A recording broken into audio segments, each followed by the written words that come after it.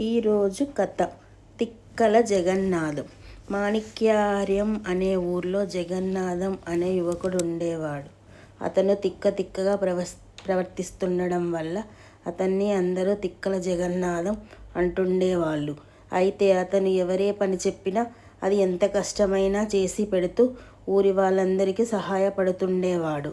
ఒకరోజు అదే ఊళ్ళో ఉన్న పుల్లమ్మ అనే ఆవిడ అతనికి 2 బస్తాల ధాన్యాన్ని తీసుకెళ్ళి పక్క ఊర్లో ఉన్న మరలో పట్టించుకురమ్మని చెప్పింది. అతను వాటిని ఎద్దుల బండి మీద తీసుకొని పక్క ఊరికెళ్ళి మర ఆడించాడు. మర ఆడించినందుకు 2 బస్తాలకు గాను అతని దగ్గర నుండి ఒక కుంచం ధాన్యం తీసుకొని మిగిలిన వాటిని ఆడించి అతని బండి మీద వేసి పంపుతూ, బస్తాకు 5 తవ్వల ధాన్యం మాత్రమే తీసుకుంటున్నాను కనుక నువ్వు కనిపించిన వారికల్లా బస్తాకు 5 తవ్వల ధాన్యమే చాలని చెప్పు అన్నాడు. అతడు వెర్రిబాగలోడు కాబట్టి అతను చెప్పినట్లు బస్తాకు 5 తవ్వలే చాలు అంటూ వల్లె వేసుకుంటూ వస్తున్నాడు. అదే సమయంలో దారిలో ఉన్న ఒక వరి చేను వద్ద ధాన్యం నూర్చి బస్తాలకు నింపుతున్న రైతులు కనిపించడంతో అతను వారి దగ్గరికెళ్ళి బస్తాకు 5 తవ్వలు చాలు అన్నాడు.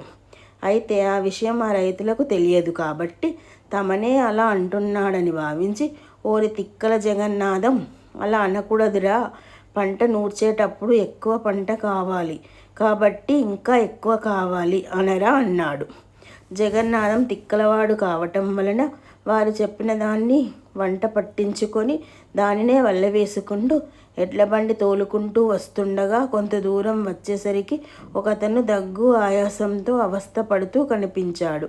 జగన్నాథం అలవాటుగా ఇంకా ఎక్కువ కావాలి అంటూ వల్లెవేయసాగాడు. అతను తననే అలా అంటున్నాడని భావించి, ఓరి తిక్కల వెధవా, అలా అనకూడదురా, త్వరగా తగ్గిపోవాలే అను అని చెప్పాడు. దాంతో ఎక్కువ కావాలి అనే మాట మర్చిపోయి త్వరగా తగ్గిపోవాలి అనుకుంటూ ముందుకు సాగాడు. కొంత దూరం వచ్చేసరికి ఒకచోట ఊట బావి ఉంది. ఆ బావిలో ఊట తగ్గిపోయి అక్కడ నీళ్లు తోడుకునే వాళ్ళు చాలా అవస్థపడుతూ, నిండుగా బావిలో ఊట ఉంటే నీటి ఎద్దడి ఉండదు కదా అనుకుంటున్నారు. అక్కడ నీళ్లు తోడుకునే వాళ్ళు అదే సమయానికి అక్కడికి వచ్చిన జగన్నాథం త్వరగా తగ్గిపోవాలి అనుకుంటూ వచ్చాడు.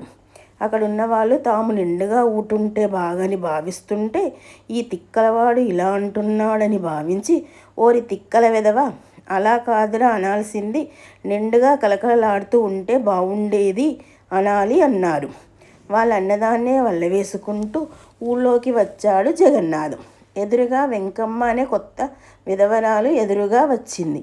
అతను తాను విన్న పదాన్నే వల్లెవేస్తాడు కాబట్టి ఎప్పటిలా నిండుగా కలకలలాడుతూ ఉంటే బాగుండేది అన్నాడు.